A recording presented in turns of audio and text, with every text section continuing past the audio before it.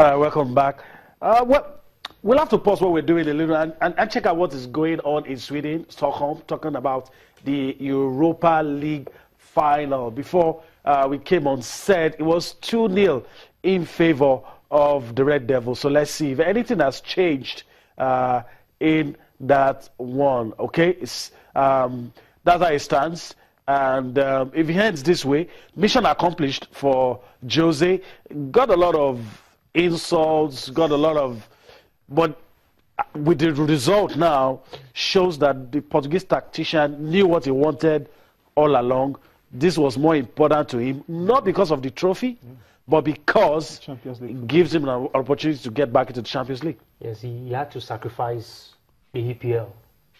We saw the top four chase was getting, his players were getting injured, and it was like getting too far for him to get. So what he needed to do, he needed to concentrate on Europa League, and the most viable option. Yeah. Luckily for him, I wouldn't say luckily for him, he got to the final, and I think he has accomplished what he wanted. Joseph, did he get his tactics spot on? Because if Ajax were leading, he wouldn't say luckily for him. Definitely. You know, we will be here saying all sorts.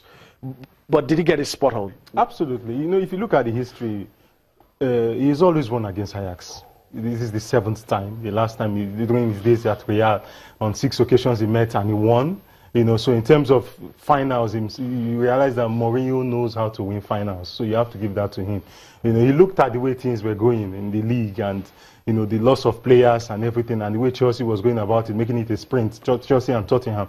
He knew it would be very difficult to get these guys. He knew it would be very, very difficult. So immediately he just called off everything and focused on the most viable, the most practical option, which is the Europa League. They almost lost it when he said luckily. I just remember the game against Celta Vigo. Yeah. That, you know, a dying second. That miss by Godati was just, you know, that is where the luck factor came in. Yeah. If Godati had scored, it would have been over for United. So, you know, that's where the luck issue came. But in terms of final, I think Mourinho knows how to set his words for finals. And he's done just that. He's looking very, very routine. They might even get a third goal. 2-0 is very, very convincing. Getting each goal in each half, I do believe that, you know, he's done what he's required, you know, to get the result today.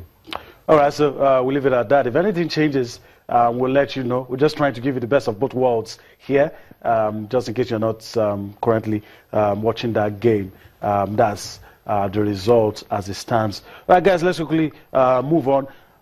Let's get back to the Nigerian National League, and let me allow you to have your say, guys. I don't know if you have any results that. Let's start with the Southern Conference. I don't know. I mean, the home sides, apart from First Bank, they were not able to get 3 points. It was pretty much, you know, some of the same. Yes, all home wins. Everybody got their home wins. That Heartland, that we are top on the log on that conference, they lost to Bendel. So I thought they could have easily pulled something out of it. But I think everything is still. Crown FC2 defeated Go Round. Yeah. Number 2 defeated number 3. Quite close. I thought Go Round could have put something out there, but all well and good. I think the NNL is moving on. Yeah. You know, I'm particularly worried about the form of Ikorodu United. You know, it's almost as if we are numb now. We've seen it all. They lost last week to FC Racine, you know, at home. You know, they were the team hosted. They lost 2-3 to FC, and this week again they've suffered another loss. And they are penultimate on the log, and it's quite disturbing that the team who just got dropped down, they dropped down, and again I don't know what they are up to, but it's quite unfortunate that they are deteriorating. I wonder what the management is doing about it. You know, sitting where they are now is quite totally unexpected. What else do they want? I mean, it's terrible that they are in this state. All right, so we'll leave it at that. And let's really talk about something that is gathering momentum, the OODUA football, Youth Football League. It's what everybody's talking about right now. It's something that is getting attention. The organizers are saying that the aim is to discover talents, and that's what you have on screen. The Ooni of Ife, Oba Adeyeye Ogunwusi, he has described the upcoming event as an opportunity for the zone. That's talking about the southwest all the states in that political zone, all the states, and they say, look, this is a very good opportunity to develop football. Sports is a high earner. Sports has the power to unite us and can also feed a lot of people, take a lot of people off the streets. And the tournament is a brainchild of the Southwest football stakeholders, all the key people, the state FA chairman, the NFF vice president, Ooni, all of them are involved in this one. Let's pause and take a listen, and I'll be back for more on Sports Tonight. It's proven all over the world that football, sports, particularly football, foster unity. I remember vividly the story of Biafra War. During that war, everybody stopped the war because of football. So these are things, these are instruments that communities, especially government, should be using. I don't think we're paying particular attention to things that will foster unity. It's very important. It's not about oneness. It's about developing our region. We understand that, NFF is the ultimate body in Nigeria, but we have a common interest in the Southwest. And even our statutes recognize various regions. Our Southwest region, we have a lot of talent, we have a lot of opportunities that we have not harnessed. And, we started, this is the source as far as in our tradition. There are two things Nigeria stand to gain from our success here.